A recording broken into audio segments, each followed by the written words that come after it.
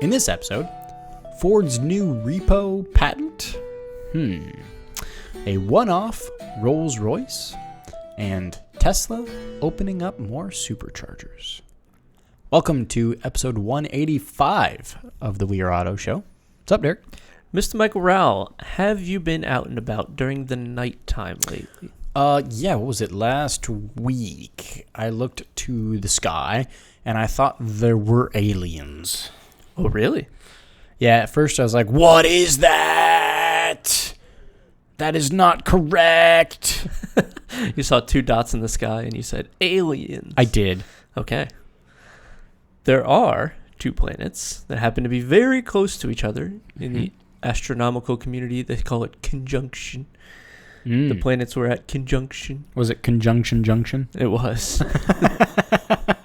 And they were also near the moon, which was pretty cool. But yeah, if you happen to go outside, you could have seen, Jupiter and Venus right next to the moon, also next to each other in a nice little triangle there. But you know what it's really close to? What? Uranus. Oh boy, here we go. You just have to go there. I can't not. All right. Talk about planets. We're obviously talking about your anus. Yes, indeed we are. Another quick note, in the rocket community, there is a 3D printed rocket that will be launching, I think that the day that this podcast goes live. Did you print it? With your I printer? did not. But it is a company called Relativity Space. They'll be launching it out of Cape Canaveral, and the rocket is called the Terran 1 rocket. What will its relativity be? Very relative. The speed of light, relativity, time, Nice. the speed of light, E equals MC squared. Yes, that one. Yeah, I'm sure you know. Speed equals distance over time. Yada, Oh, yada. look at you. Hey. Mr. Physics over here. Hey, let's Wow. go. All right. So, let's talk about some automotive news, because there has been some, and there's been some interesting stuff. There has been some interesting stuff. One which may, to the owner, feel like it defies the laws of physics.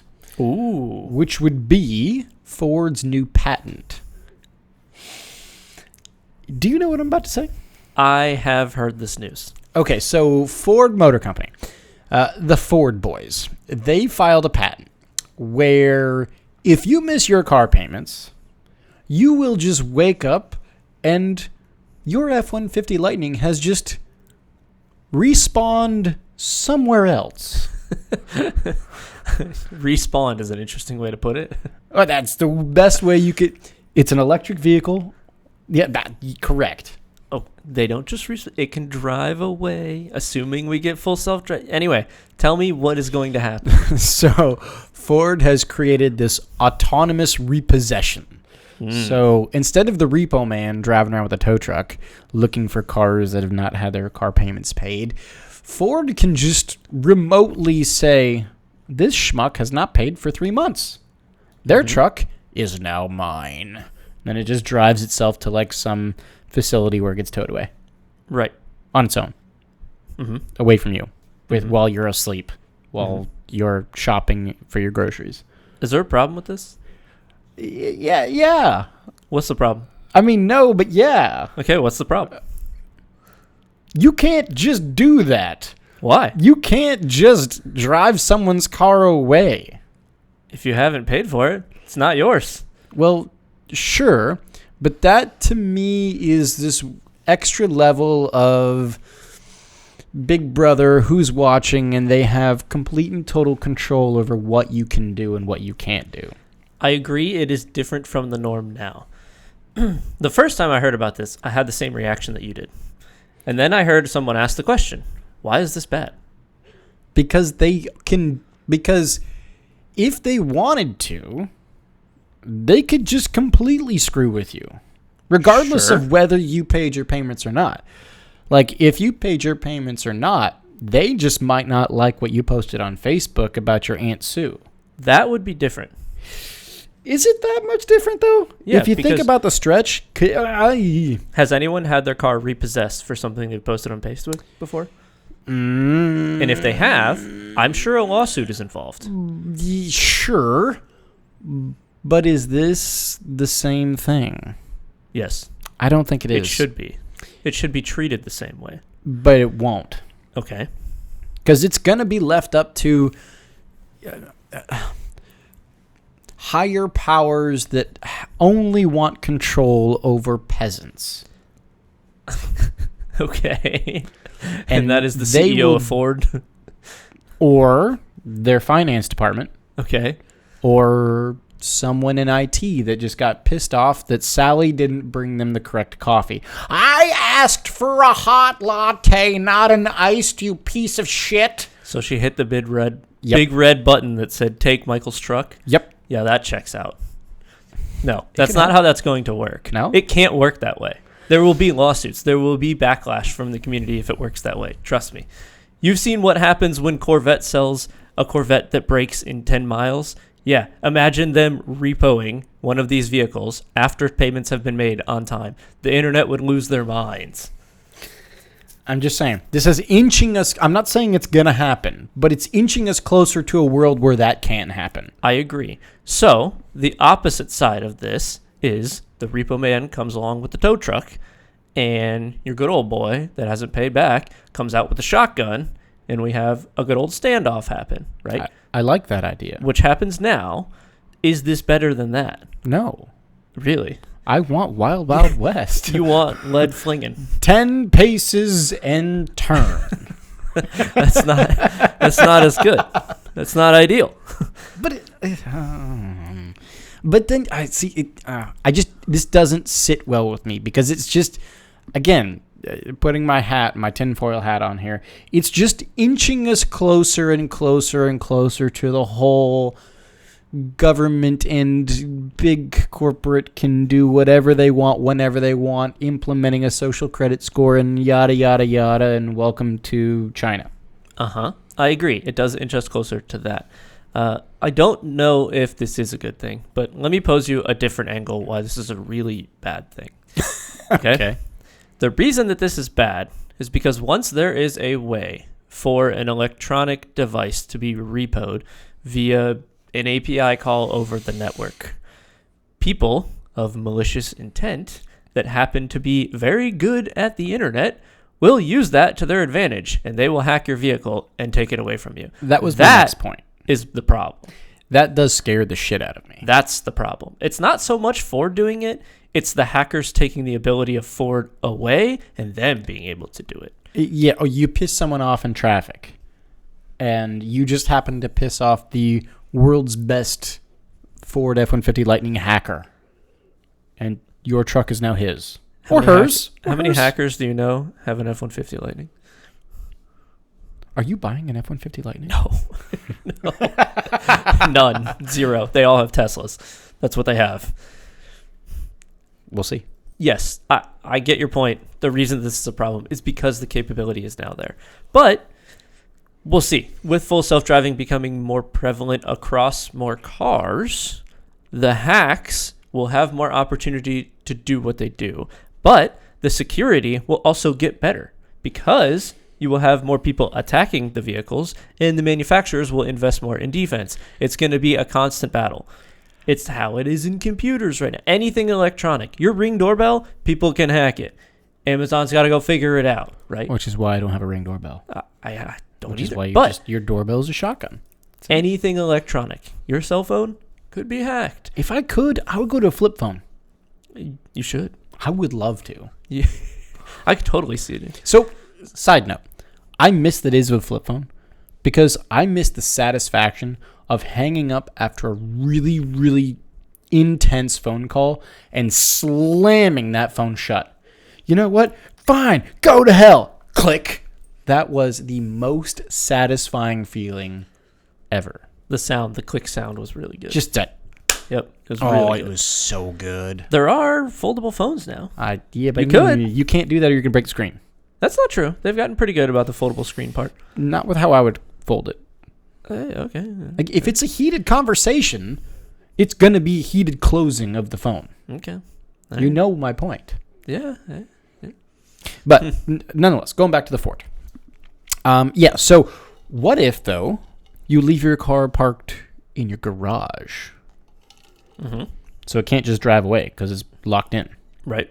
So what Ford has done is in this patent, they've said pretty much, and this is kind of paraphrasing here, if your vehicle is in a place that they can't be repoed, we will just start turning things off. Yeah. So, do you like air conditioning? Nope, no more. Do you like your power windows? You get none. Do you want to set your seat because it's a power seat? And if you're like me, you're 5'6". So if your seat goes all the way back and Ford decides to turn it off and your seat is, you will feel like a 12-year-old kid stretching for the pedals. There's going to be a very fascinating world coming up here where Ford implements this on accident when someone is driving and someone gets into an accident and then a lawsuit happens. Who's at fault here? Like, how does this work? Just like turn the front left brake off. Right. If Ford has made it more difficult to drive and because of that you get into an accident, who's at fault? I don't know. That's never happened before, not that I know of. So there's no precedent set. Will be interesting to watch. Yes. Now, on the safer side here, the filing does extensively list some detailed steps for like what would have to happen before they just press the big red repo button. Some of those are, for example, a series of messages sent between lender and owner with past due payment messages and yada, yada, yada. Here's your X amount of days. Pay it in 30 days or die, or something like that. Apparently, there's some sort of language that acknowledge events such as hospitalizations or being out of the country. Apparently, it also did mention that people with financial hardships might be able to work out a payment plan with their lender to help avoid repo-related penalties, which is all legal jargon for we don't give a shit about you, even though we have these clauses, we'll find ways around them. Could be. I'd like to think that that's in good faith, but nah. They're coming from the banking world, I don't have much faith in good faith. No, and they're car companies. They're car companies and lenders. Yeah. What kind of faith do you have? Bad faith. Yeah, usually not great. Well, either way, not to talk bad. Either way, it is what it is. This is a thing that's coming. Ford can just press the big red button and your car drives away. I suspect other manufacturers will jump on this. They won't be the only one. Yes. Every one of them will do it eventually. You're right. I hope there is a revolt against it, though. All right, you dinosaur. It's not happening. I shall start with the pitchforks and the fires. You just want to start riots all the time because technology moves forward. Well, yeah. You goober. All right, let's move on to something that is a bit more antiquated. And it is a Rolls-Royce. But it is a one-off Rolls-Royce. It's called the Rolls-Royce Phantom Syntopia. Just listen to that. Antiquated? All right. Yeah, I mean, it's antiquated because it's not an EV. It's not anything kind of like... It won't drive itself off the lot. It won't drive itself off, that kind of stuff, yeah. Okay. It's interesting. The Phantom Syntopia is what it's called? Yep, the Syntopia. Do you know what that happens to mean? No, but I will do a quick Google. Okay. Define Syntopia. It means a state of coexistence, a state where different species share the same habitat. Whoa. Share the same habitat. Yeah. Coexist. So it's you and your car? Yes. So this was a one-off Rolls created by the automaker with a collaboration from a fashion designer. Oh. The fashion designer was Iris Van Herpen. Iris said that the concept of this was the concept of weaving water is what inspired the car. Okay. Yes. It is weaving water. I'm so lost. I have no idea who this fashion designer is, but... you mean you're not involved in high fashion, Derek? No. I'd say quite the opposite. Okay. Weaving water. If I look at the side of this Rolls-Royce, do you see water flowing? Weaving water? No. Huh. All right. Tell me more. But again, this is high fashion. The things that us regular folk see are not what high fashion sees. That's right. You took your sense and you got rid of that bit, and then you made high fashion. Okay, good.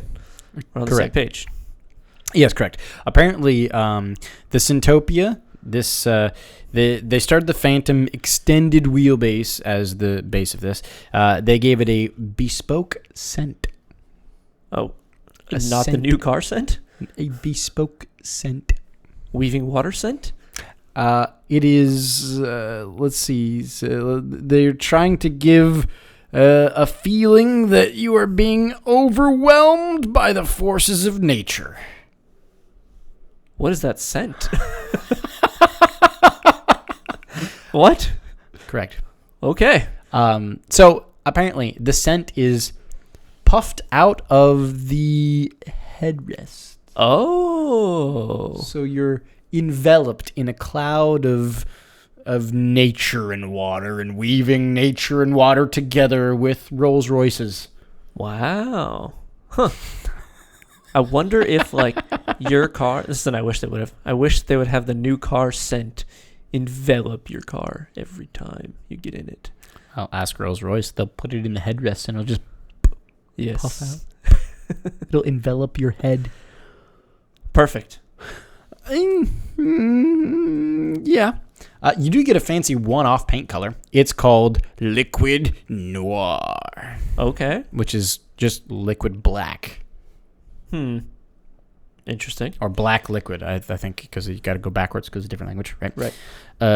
Yeah, apparently the Liquid Noir color starts with a solid black paint covered by a color shifting overlay and a clear coat outer layer with integrated pigment. Apparently, according to the article, developing this new paint took Rolls-Royce several months, requiring 3,000 hours of testing. So Rolls-Royce spent more time testing just the paint development than I don't know, Chevy does testing an entire engine. Probably, yeah. Isn't that the most Rolls-Royce thing to do ever? Oh, yeah. It's just over the top. Way over the top. It's ridiculous. Huh. It's just ridiculous. Apparently, you get all sorts of extra pinprick lights. You get a fancy interior. You get all sorts of things. And it's just very, very luxurious. How many of these are being made? One. Oh. It's one of these. one-off. Yes, it's one-off. Oh. It's already spoken for. And it's already supposed to be being collected by May. By said owner. By said owner, which is not indicated. And said owner is not the designer. That would be Iris. She is not the owner. She is the Iris Van Herpen. She is the fashion designer that gave it the weaving waterness. Yeah, I can't tell in this photo if on the hood No. is that just lighting effects I think it is. or is that paint? I think that's just lighting effects. Okay. It's hard to It's really hard to tell. see. Yeah. Right. Let's see. A purple swirly. Maybe it is. Maybe that's paint. Maybe it is paint. I don't know. It seems... Okay. I'm going to be absolutely crucified here. It seems cheap. Like, Whoa. not price, but like, it looks cheap. Like, it was just cheaply made.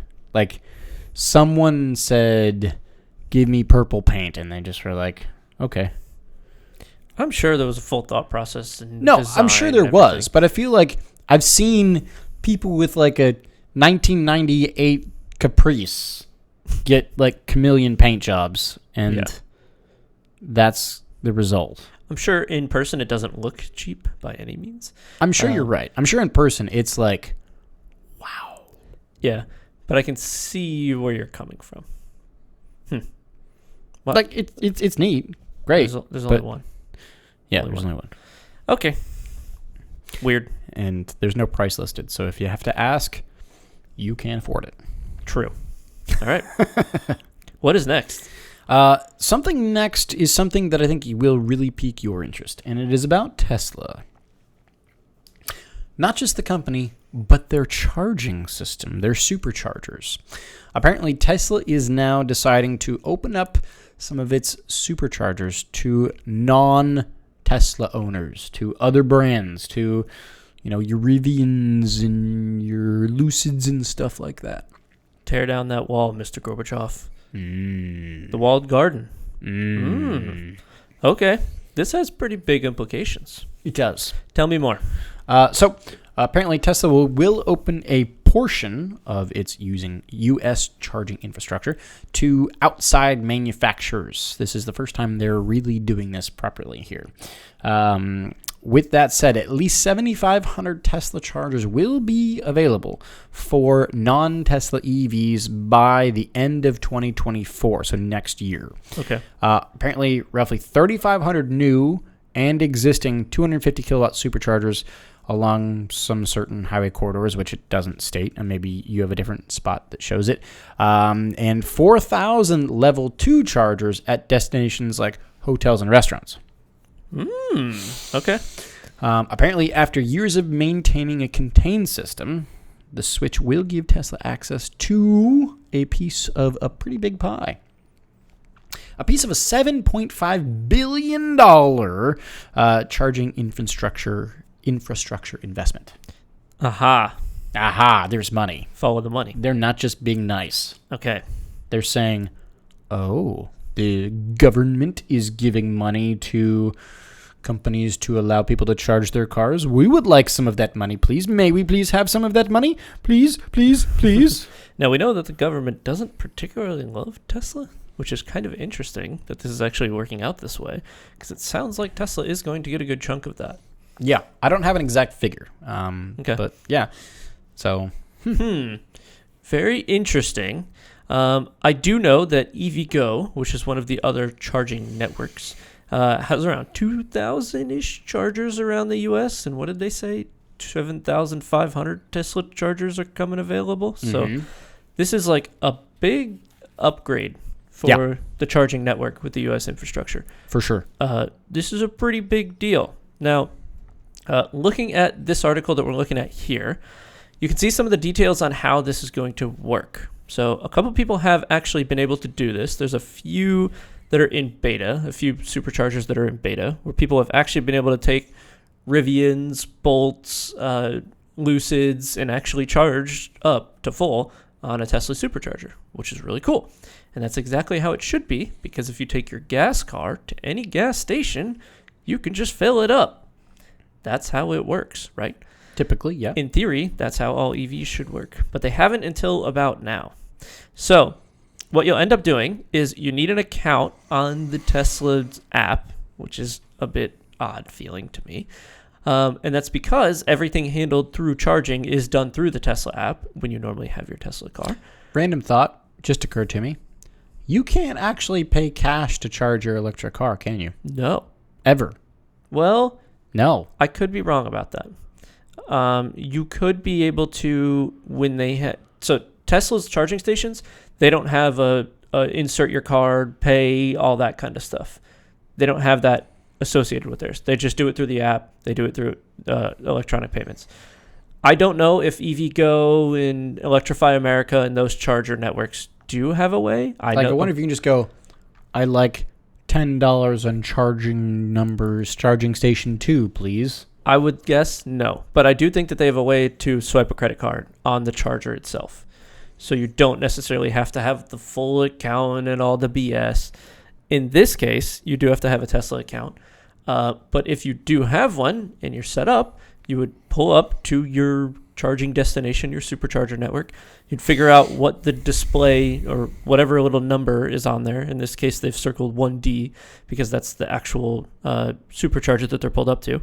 You'd select that one and you would unlock the adapter. Now, the adapter is the kind of interesting part here because if we recall, Teslas have a different charging layout than the normal stuff. Yeah. So if we look at this here, you'll see CCS1 is the normal charging standard. Sometimes you'll see the J1772, but most of the time it's the CCS1.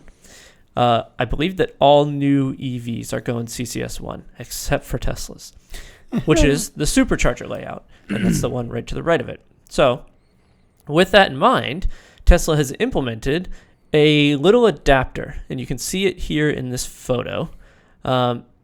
the bottom, the big bulky bit at the end is basically the adapter. It's what allows you to go from the supercharger to the CCS charger. It kind of looks like it just takes the supercharger and plugs it into that then plugs into... It does. It's literally this on their website, which is directly from the website from Tesla. This is the other way around, right? This is from CCS to supercharger. Oh. But it's the same concept, just backward, right? Same but different. Same thing, but different.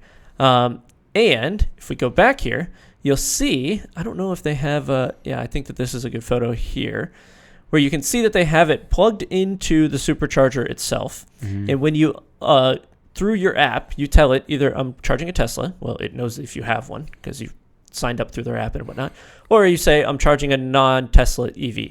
And in that case, it will unlock the little adapter and the whole thing will come out, right? So when you pull up to it, then you just plug it into your car and you're good to go. You're on charging. What this does do is really open up everyone else to do it. Now, another kind of oddity that happens in this case is that all Teslas have their fuel filler cap or their electric cap. I think it's called charging door or something like that. That's bay door 2. That's on the back left of the vehicle. And if you ever go past a Tesla supercharger, you'll see that they're all backed in. Yeah. Every one of them is backed in. And there's a reason for that, because it sets up the pattern. It'd supercharger... It's very difficult to be a female with a Tesla. Why? Because females can't back up a vehicle. The car backs itself up. I'm just being an asshole. I'm just being an asshole. They figured that out by now. I'm kidding. All females have figured that out by now. Yes, they have. The thing about this is, since they're all on the left side, the back left, everybody backs up. That means that the supercharger is strategically set up to be offset to the right if you're looking forward at the stall, right? Yeah.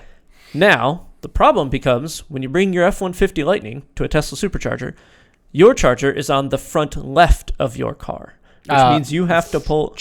No, I think the Lightning's front right, the Rivian is front left. I don't know. Whichever one it is, yeah. The problem is... It's not the same as the Tesla, right? You have to pull in forward, and you are taking a stall that for a Tesla would be the parking space next to you.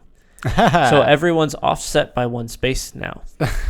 And it can be as bad as taking up equivalently of 2 spaces while you're there because of the orientation of all the superchargers. That'd be quite a faux pas. Not great. Not at all. That wouldn't be ideal. This is better than not having the Tesla supercharger network in general, because opening up 7,500 stalls is a big boost. And even the people who own the Lucids, the Bolts, the Rivians, they're all pretty happy about this because it just makes life easier for them. There's just more spots that they can charge, and this is generally a very well-kept uptime network. Yeah. So in an EV Go charger, sometimes you'll go there and it's just down. I do know that part of this bill that the government is passing to give these 75 billion in credits or whatever it is, you have to have 98 to 99 to 98% uptime in order to receive your funding. So if you suck, you're just not going to get funding. Right. So they're pushing forward to try to get all the chargers to actually be working, because there's nothing worse than showing up to one that doesn't work. You're screwed. That is actually a horrible feeling, even in an ICE vehicle. Yeah. You get to a gas pump and it's like all the pumps closed.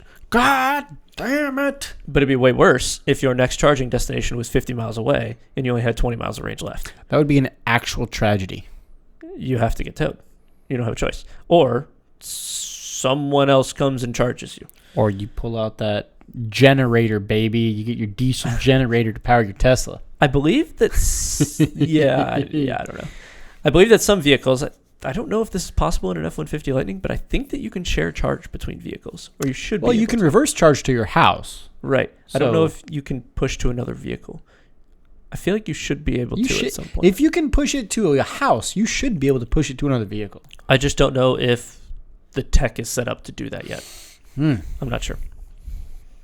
Interesting. Yes, this is a good thing overall. I'm glad to see it. I just kind of hope it gets sorted out with the stalls and all that stuff. They're going to have to do like an adapter on either side, or like an extender cable for them. The cable gets, I don't know, something like that. Yeah. Like, you know, at some gas pumps they have like the hose, but it's also got that tether, so you could go another 6 feet with it. Mm-hmm. Something like that, maybe. Yeah, they need something like that. Something. Either way, I do agree this is good news for EV owners. You can start to charge your car in more places. Now, it'll be good when this opens up to more of the country, not just like they said here, Tesla Supercharger, Brewster, New York. Yeah, it's a select few right now that are in beta. Yes. So, do you have any other news? I do not. That's going to wrap us up then. Thanks so much for watching and listening. If you're watching on YouTube, please leave a thumbs up on the video and drop a comment. Let us know what you think about this whole Tesla Supercharger going to non-Tesla ideally here. And if you're listening on audio, send us your thoughts about that via social. Facebook is We Are Auto. Instagram is We Are Auto _ YouTube is We Are Auto. And our website is weareauto.io, where you can go to catch some of your favorite past races. So, thanks again. Catch you guys in the next one. Peace.